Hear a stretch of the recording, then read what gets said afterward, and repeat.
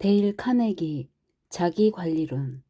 데일 카네기 지음, 임상훈 옮김. 왜, 어떻게 이 책을 쓰게 되었나? 35년 전에 나는 뉴욕에서 가장 불행한 젊은이였다. 트럭을 팔아 먹고 살았지만 정작 트럭이 어떻게 굴러가는지도 몰랐다.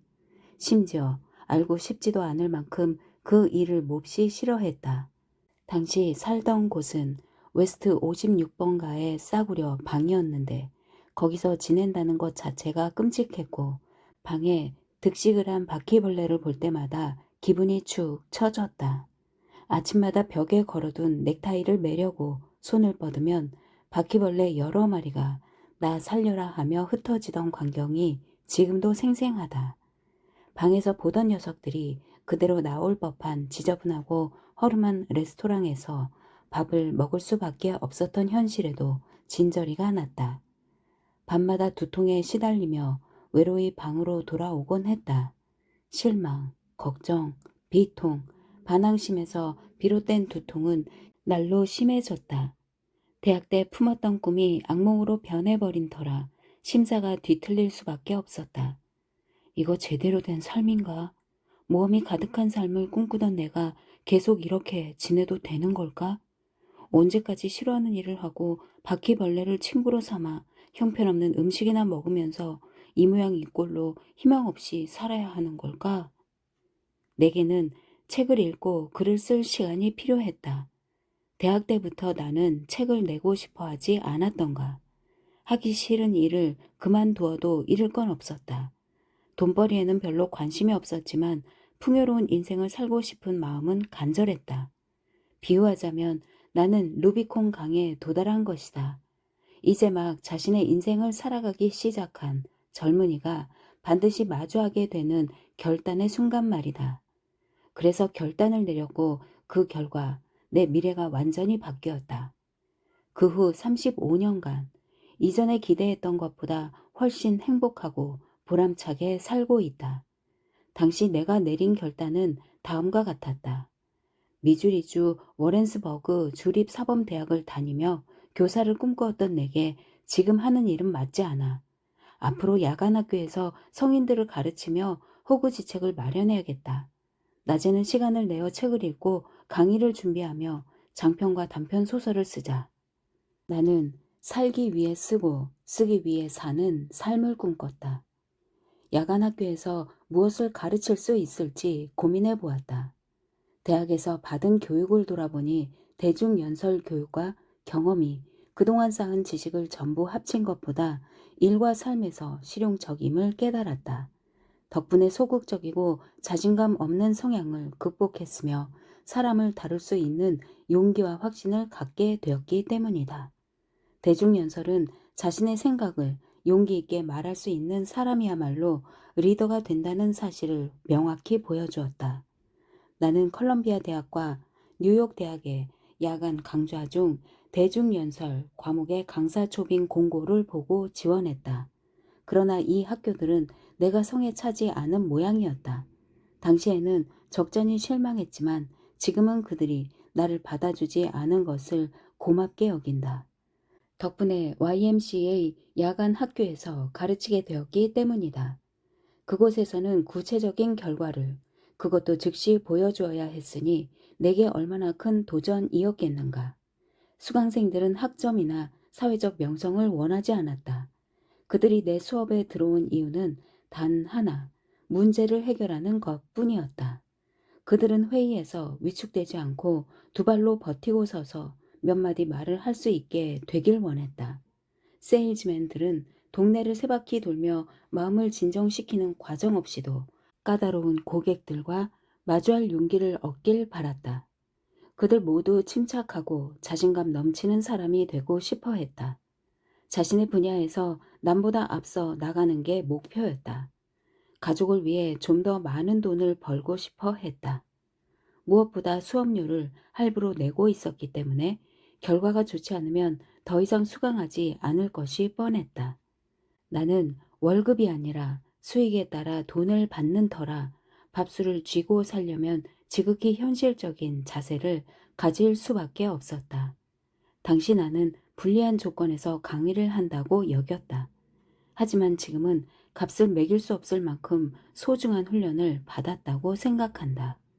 나는 학생들에게 동기를 부여하고 그들이 스스로 문제를 해결하도록 도와주어야 했다. 물론 수업마다 학습 의욕을 고취해서 학생들이 계속 출석하도록 만드는 것도 무척 중요했다. 참 흥미진진하고도 내 마음에 쏙 드는 일이었다. 나는 수강생들이 빠르게 자신감을 얻고 그들 중 상당수가 승진과 급여 인상을 이뤄낸 것을 보면서 깜짝 놀랐다. 수업은 기대보다 훨씬 성공적이었다. YMCA는 처음에 강사비로 하루 $5도 주지 않으려 했으나 새 학기가 지나자 하루 $30를 지급했다. 수업을 시작할 때는 대중연설만 가르쳤으나 시간이 흐르면서 성인들에게는 친구를 만들고 사람들에게 영향을 미치는 능력 또한 절실하다는 사실을 깨우쳤다. 그럼에도 인간관계를 다루는 적절한 책이 없어서 직접 한 권을 썼다. 바로 인간관계론이다. 무엇보다 이 책은 일반적인 방식으로 쓰지 않았다. 수업에 참여한 학생들의 경험을 바탕으로 성장하고 진화한 책이었다. 내가 전에 쓴 책 4권은 제목을 들어본 사람조차 없을 지경이었고 인간관계론은 수업용 교과서일 뿐인지라 이 책이 베스트셀러가 되리라고는 꿈에도 생각하지 못했다. 아마도 책의 판매 부수에 가장 놀란 사람이 내가 아닐까 싶다. 몇 해가 지나면서 성인들이 품고 있는 커다란 문제 중 하나가 걱정이라는 사실을 깨달았다.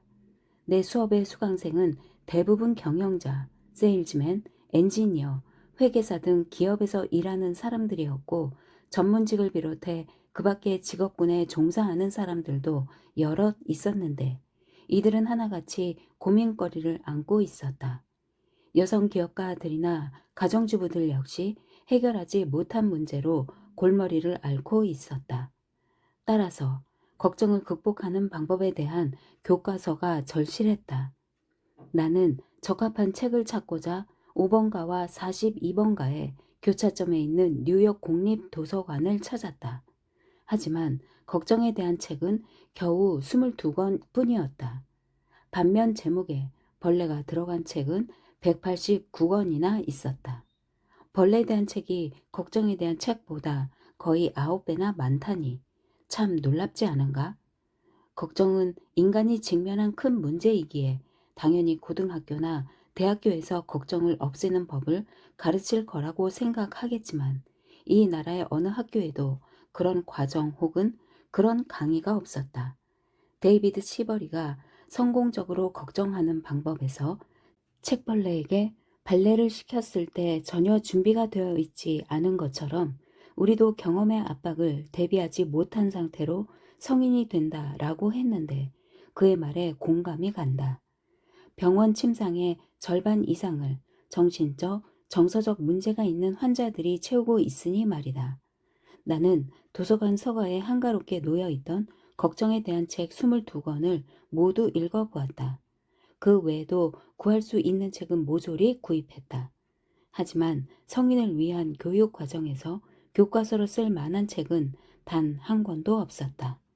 결국 내가 직접 쓰겠다고 마음먹었고 그렇게 해서 이 책이 나왔다. 7년 전부터 이 책의 집필 준비를 시작했다.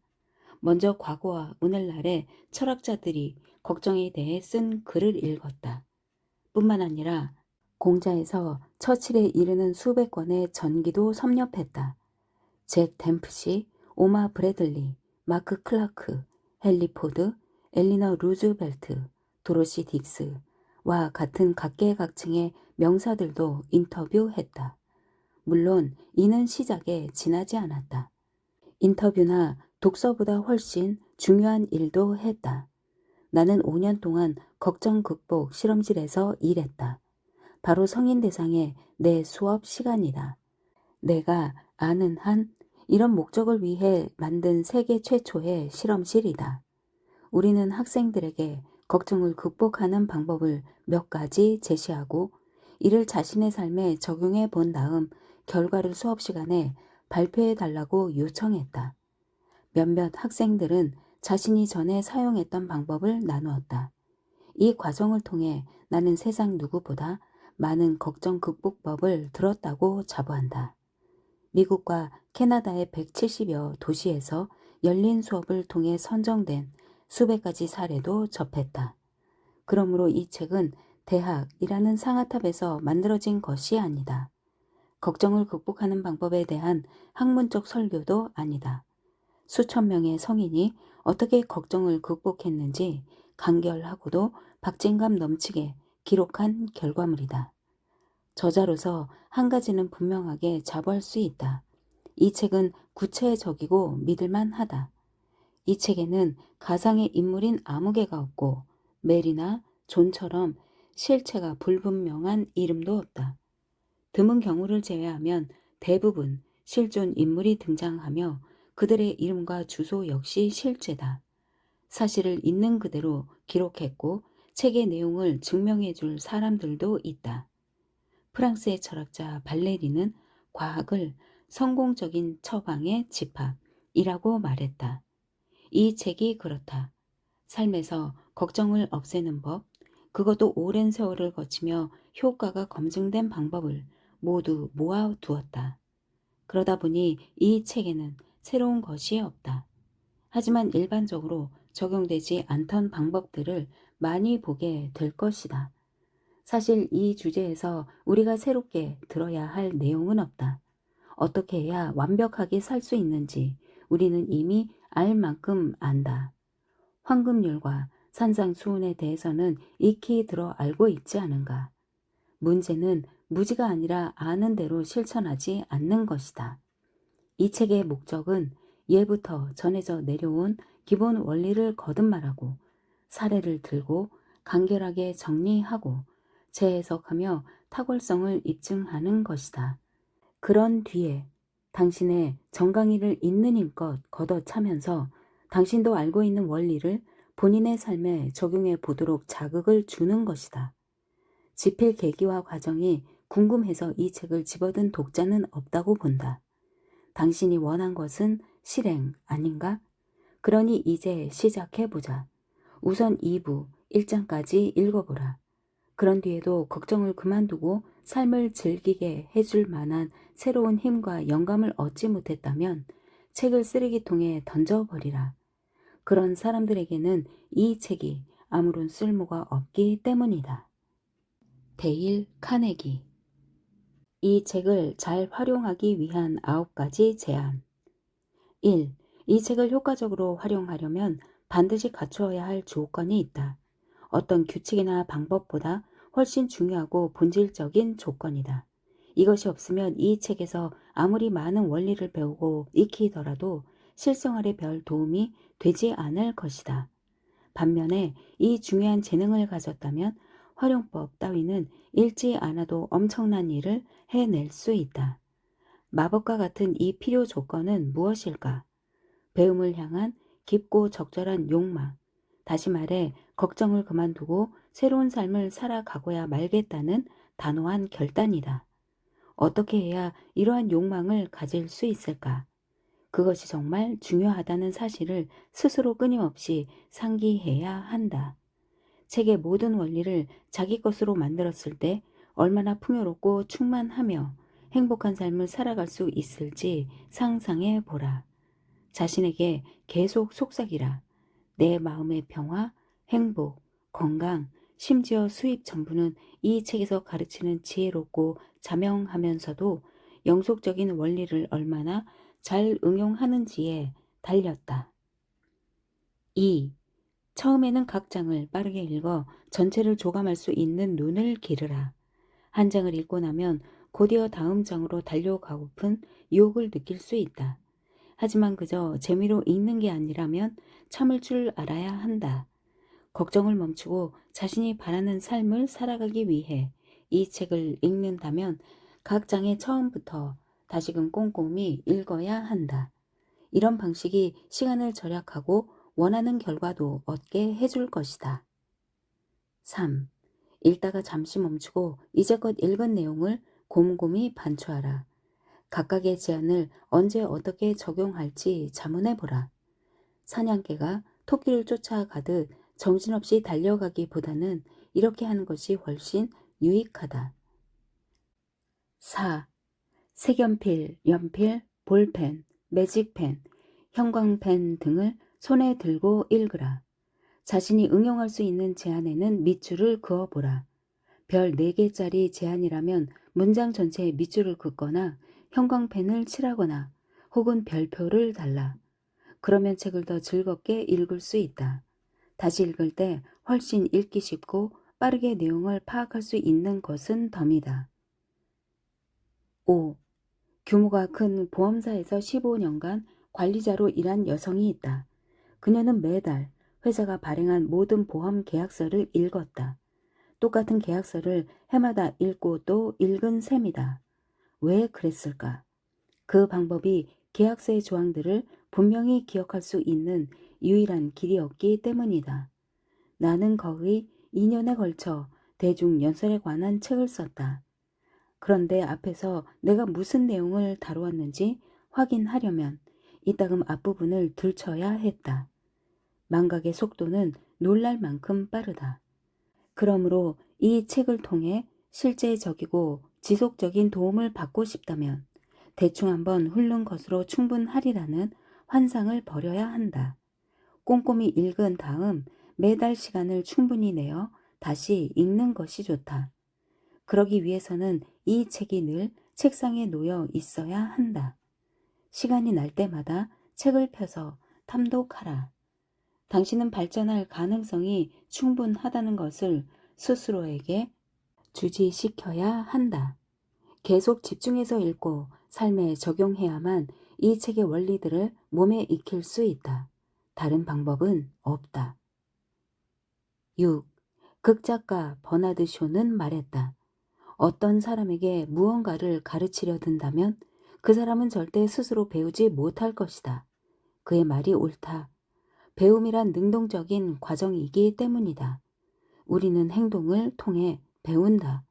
따라서 이 책의 원리를 완전히 소화하려면 실천해야 한다. 배운 내용을 금세 잊어버리지 않는 방법은 기회가 있을 때마다 삶에 적용하는 것뿐이다. 실천한 지식만이 머릿속에 남기 마련이다. 이 책의 제안을 모든 상황에 적용할 수는 없다. 저자인 나조차도 내가 말한 것들을 적용하기 어려울 때가 있다. 그러므로 새로운 습관을 만들어야 한다. 정보를 습득하는 데서 그치지 말아야 한다는 점을 기억하라.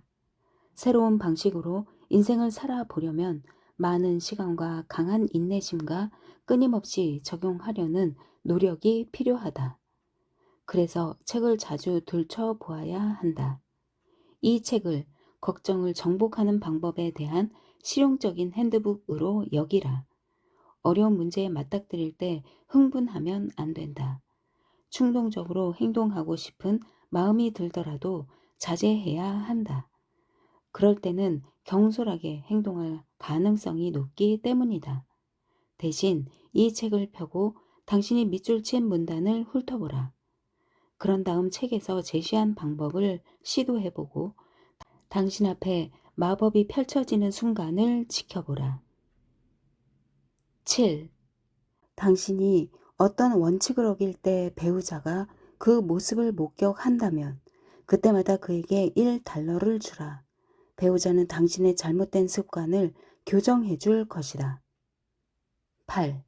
이 책의 6부 3장을 펴고 월스트리트 은행의 HP 하웰과 지혜로운 벤저민 플랭클린이 어떻게 그들의 실수를 바로 잡았는지 읽어보라.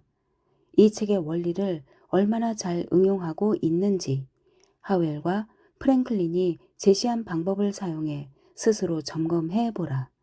그러면 2가지 결과에 이를 것이다. 첫째, 흥미롭고 소중한 훈련 과정에 참여하고 있는 자신을 발견한다. 둘째, 걱정을 멈추고 자신이 바라는 삶을 사는 능력이 엄청나게 향상되었다는 사실을 발견한다. 9. 일기를 쓰라. 이 책의 원리를 적용해 어떤 성취를 거두었는지 기록하라. 이름, 날짜, 결과 등을 구체적으로 쓰라. 계속 기록하다 보면 더 많은 노력을 해야겠다는 동기가 부여될 것이다. 만약 몇 년 후 어느 저녁에 우연히 이 기록을 보게 된다면 얼마나 근사하겠는가. 이 책을 잘 활용하기 위한 9가지 제안. 1. 걱정 극복법을 내 것으로 만들겠다는 깊고도 절실한 욕망을 가지라. 2. 한 장을 적어도 2번 읽고 나서 다음 장으로 넘어가라. 3. 가능한 한 자주 읽기를 멈추고 각각 제안을 어떻게 적용할 수 있을지 자문해 보라. 4. 중요한 아이디어에는 밑줄을 치라. 5. 달마다 이 책을 다시 읽으라. 6. 기회가 있을 때마다 책에서 배운 원리를 실천하라. 이 책이 일상에서 마주하는 문제를 해결하도록 도와주는 실용적인 핸드북이라고 여기라. 7. 당신이 규칙을 위반할 때마다 그 사실을 일깨우는 친구에게 $1를 주는 식으로 배움을 재미있는 놀이처럼 만들라. 8.